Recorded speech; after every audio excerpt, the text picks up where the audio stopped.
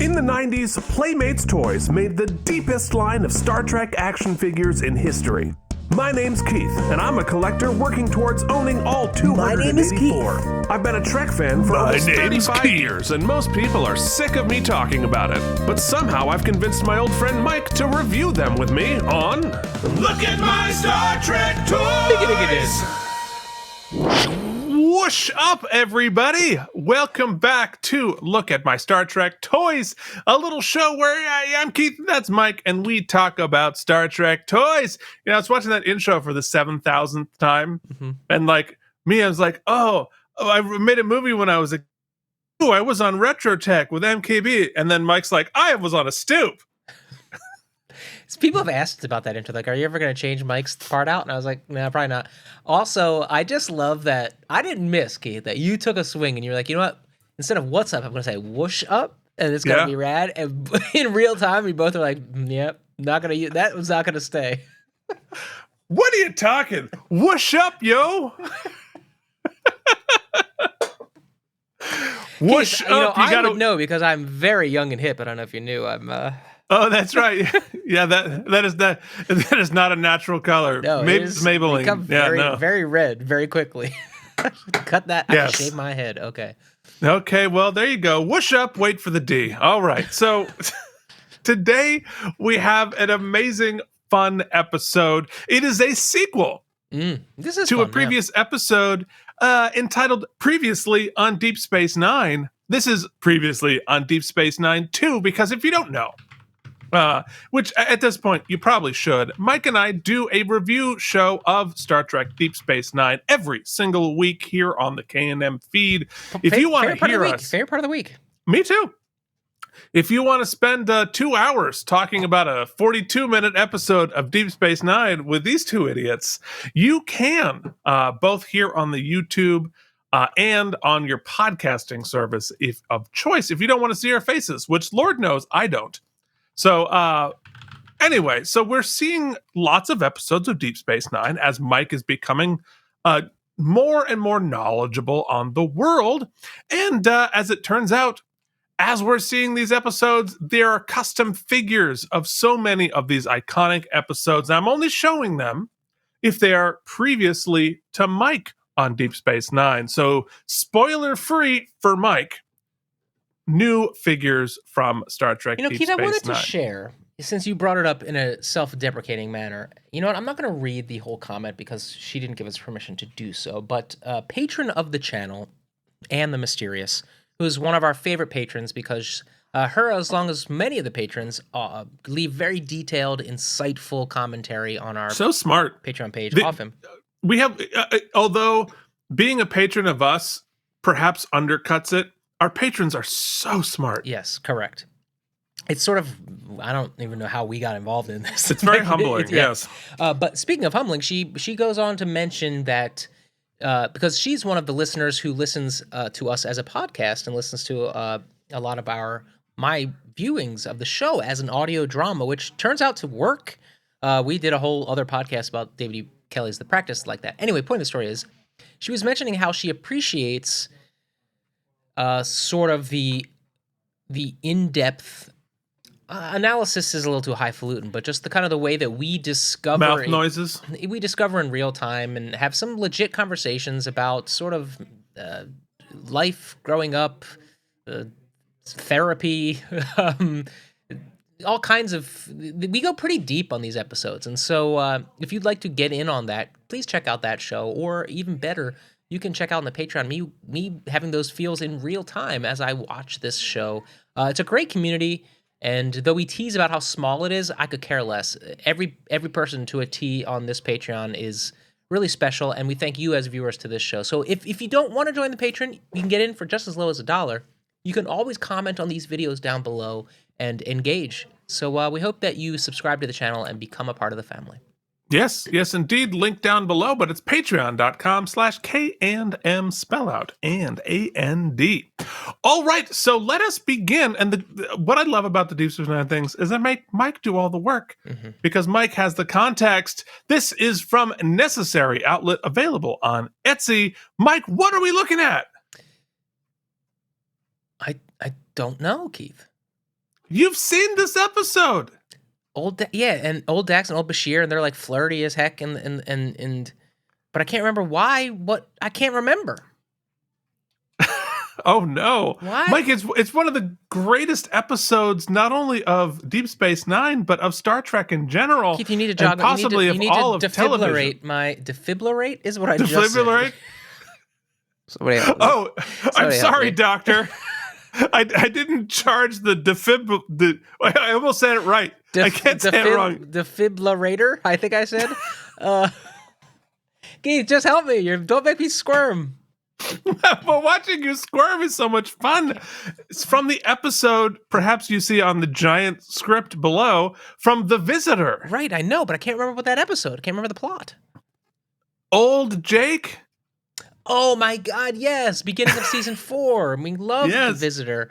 Old Jake, there's a whole time warp thing, and there's a Maflibber that malfunctions, and Jake's dad gets sucked into the Maflibberator, and then he kind of sees Jake grow up through his life, and then it turns out that they undo it all. But it was fun. Basically, Dax is kind of a comedic character in this episode. We just see glimpses of her. And it's great. We love it. This figure is great also, Keith. Whew. I think at this point, just making Mike uncomfortable on camera is my new joy. How nervous I just got. It's I don't know what happened, but I felt like I was on a job interview with no pants on and had no, just free balling and falling. I mean, do you want to give some more opinions on how awesome the windows are on the Enterprise D? Oh, geez, please not. I also love the little diorama we're in here. Clearly, there's some storytelling taking place. Nailed the hair, nailed the jumpsuit. It's all working for me.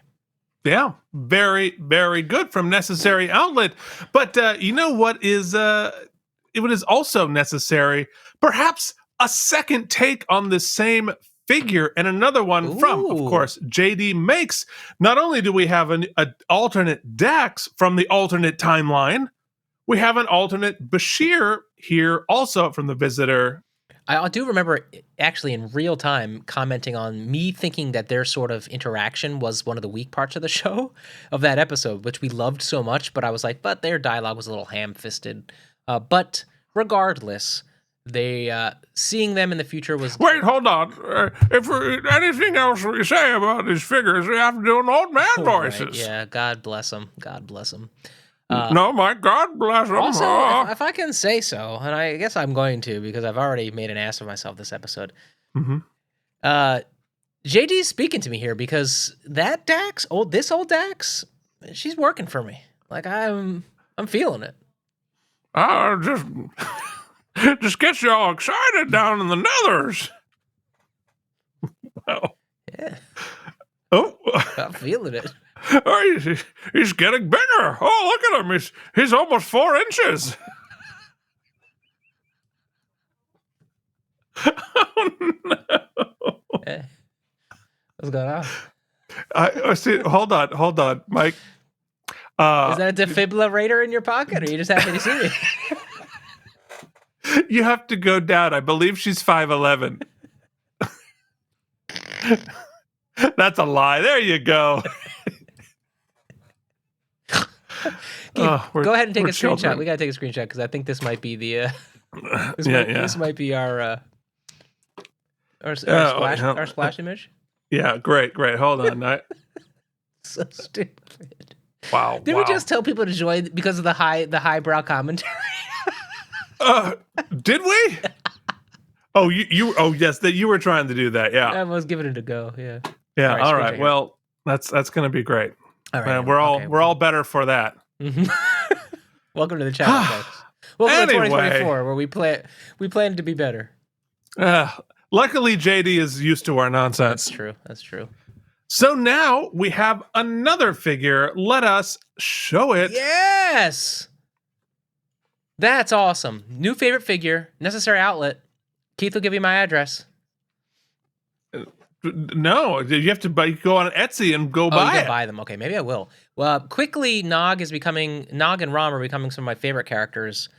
And the sort of choice to give us a glimpse of the future here of Nog Captain Nog. Captain Nog, after successfully completing Starfleet and having a great career, Starfleet Academy, having a great career, and he has some great insight as both a Starfleet officer and as Jake's friend when Jake comes to him as counsel in the future. It's for counsel in the future. And this is a great Nog. Did he take the head from the that? No, because that little Nog was the Playmates Nog was crappy, right? It's not the little Nog. This is the head from the generic Ferengi in Series 1. Way back when. This is a vast improvement on that figure because they did sort of the feral Ferengis from season 1 of Next Gen. So this one needs a box. It needs a whole packaging. This is a great figure. Mike likes this. Yeah. All right. Well, coming up next, I realize I put these a little bit out of order, but here's a closer image of old Bashir. But you know what? When you're not lying about your hair color, it pretty much could be a figure of you, Mike. He doesn't quite have the brows, but he's well on his way. I mean, it's good. Well, also, like, speaking of the detail work that goes into this, is modernizing the communicator to do, because obviously they had like super future communicators, which I don't like, but got used later. But JD had to go in and sculpt and paint in some of the little details on the communicator there, which is really cool. So next up in Mike's quiz, tell us about this one. Torres Yalkeith? Well, first of all, goddamn, Chris. So good. Always. Keith, did you know? Mm-hmm. Did you know that our good friend Gal Dukat had having another daughter? Yeah. And we had to go on a mission to rescue her. Well, so we thought. It turns out that rescue might have been a murder, but luckily it ended up a rescue.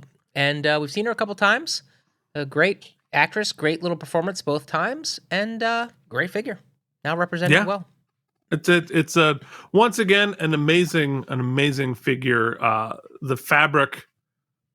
I mean, he's just 3D sculpting this and then printing. So it's digital sculpt in order to get the fabric texture there. God, look at their hands. There's texture on the hands. I mean, that is like, hands are tough to get right. Hands are impossible to get right.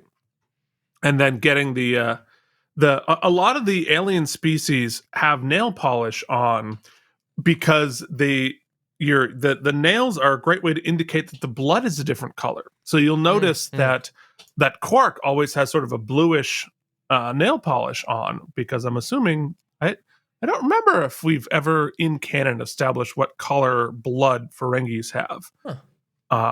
But we saw him get beat up last episode in 415. So we did. The Shiner is very similar.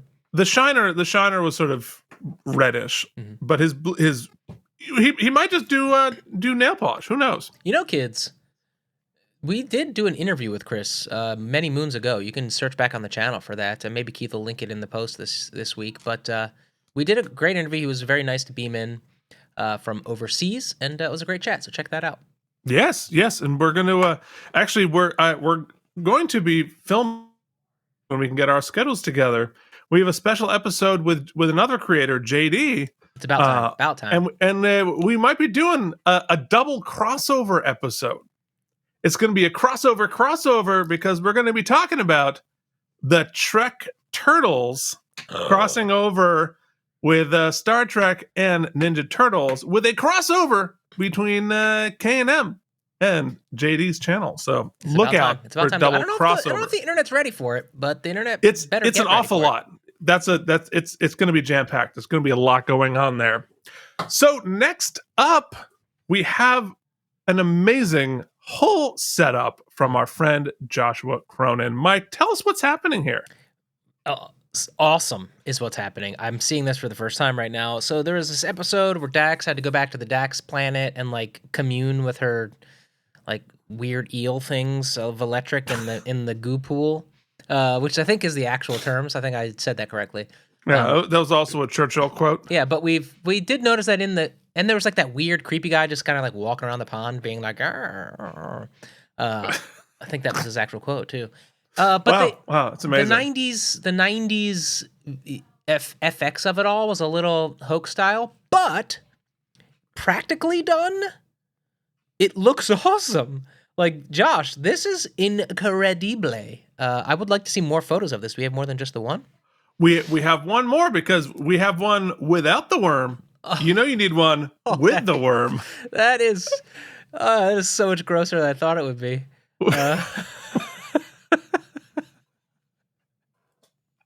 Somebody pooped in the pool. We got a floater. Is that a bed bug?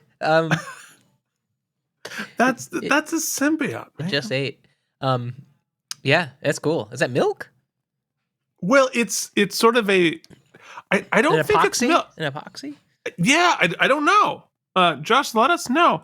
I think it could be wax, could be plastic, and obviously lit from below. This might be Josh's. I mean, we've seen a lot of cool setups. This one might be one of my favorite setups. And it's also amazing because as you see from the screenshot there from the actual episode, I think the actual episode walls were also made out of styrofoam. Yeah, I mean, and so it matches unbelievably well. That's really cool. That's really good. And also, he had to do the whole Dax like virgin suit frock. And how did you do the fabric of that? What is that made out of? This is awesome. Great lighting. This was awesome. This is a great one. It's just really fantastic work. Really, really fun. All right, and then we are going to finish up this week. Mike, tell us what's happening here. Yeah, so Q, in my opinion, has not made enough appearances on Deep Space Nine. So here we've got clearly when Sisko and Q are boxing, but also what appears to be maybe the first appearance of Freddie Mercury on Deep Space Nine. He just wants to break free, Keith. I want to break free! Yes. No, this is pretty awesome. This was such a fun... I want to punch Sisko! Such a fun batshit episode, and I think that whimsy is captured well here. Yeah, Picard never hit me, I believe This is very early, right? Season 1? Season 1. Yep. That's right. Very early season 1. Super, super fun. I thought for sure we'd be getting more Q, but we have yet to do so. Well, yeah, no spoilers. Okay. No spoiler. We have not seen the last of Q on Star Trek. Okay. So we'll see when he's mercurial. He's going to show up whenever he wants to show up. Well, Keith, you know what they're saying. He's been under a lot of pressure. Very good, very good. And we get a closer look at the two of them here in the next picture. But really, just the layering of sculpt. I don't know what he's using to layer over what were clearly the uniforms there. Is it clay? Yeah, I think it's like a molding clay or a model clay, perhaps. Some sort of a modeling clay. It looks amazing, and it's exactly screen accurate, which is, I mean, and to go back and like really think about the actual costumes. If you look above me right there they're wearing tights under shorts. It's very Pippin. Very Pippin. Well, they had magic to do. Like, by the original way, Pippin. Star Trek here. Mike calling from as a seasoned Star Trek veteran now. Yeah, I now understand why it's maybe difficult to even sit through seasons 1 through 3 of Deep Space Nine, because Sisko without the beard doesn't make any sense now. And with hair, yeah. Like this version of him doesn't even look like a character I know. No, absolutely. No, he had to fight so hard against the getup before he was able to allow the full Sisko, which is why I was so excited because you didn't have any other context. Sometimes you don't know what you don't know. Yeah, you don't know what you don't know. But yeah, once we hit the full Sisko, it got really exciting. It's not like Jean-Luc, Patrick Stewart looked like that since he was 31. Patrick Stewart literally has not changed since he was 30 years old. He's 500 years old, still looks exactly like he did. Super, super fun. If you would like to have more fun with us, Mike, why don't you tell us who's having more fun with us? Didn't we do it already?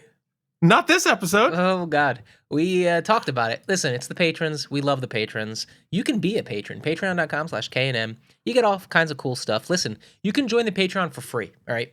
You're on the Patreon for free. You don't get all the good stuff, but you can see what's happening. You can see you can find out what you don't have.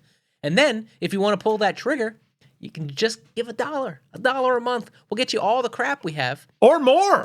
I know. It's funny. In reducing the price, I feel as though we haven't quite really offered the incentive to give more than $1. But listen. Well, look, we actually, genuinely, philosophically, we do not want to gatekeep financially because that's terribly unfair. But that means you Richie Riches out there, you better pay. Yeah, what he said. I will say this, and I say it with a wink and a nod and some charm, but I do mean it. There are people out there now, the content creators. They're doing the TikToks and the reels and the stuff, and they're doing the 13 to 30-second content, and they're just pumping it out. I'm not saying it's easy. I'm not saying they don't deserve the millions, but I am saying that there are only a few folks out there still giving you the 2.5-hour jams. All right, talking ad nauseum. You want it too long. You want it unfocused. You want it sloppy. As one YouTube commenter said, man, that guy with the hat is annoying as hell. If that's what you're looking for, you can tell him to shove it right where you donate. And you can do so at patreon.com/KDev. I believe somebody else said, man, do those guys love the sound of their own voice. Yeah, guilty as charged. Well, there you go. If you want to hear more about this, check out Keep the Mic Review, Deep Space Nine, and all the other shows. Blah. We'll see you back here next week. Till then, this has been Whooshes Up. Look at my Star Trek. Whoosh up!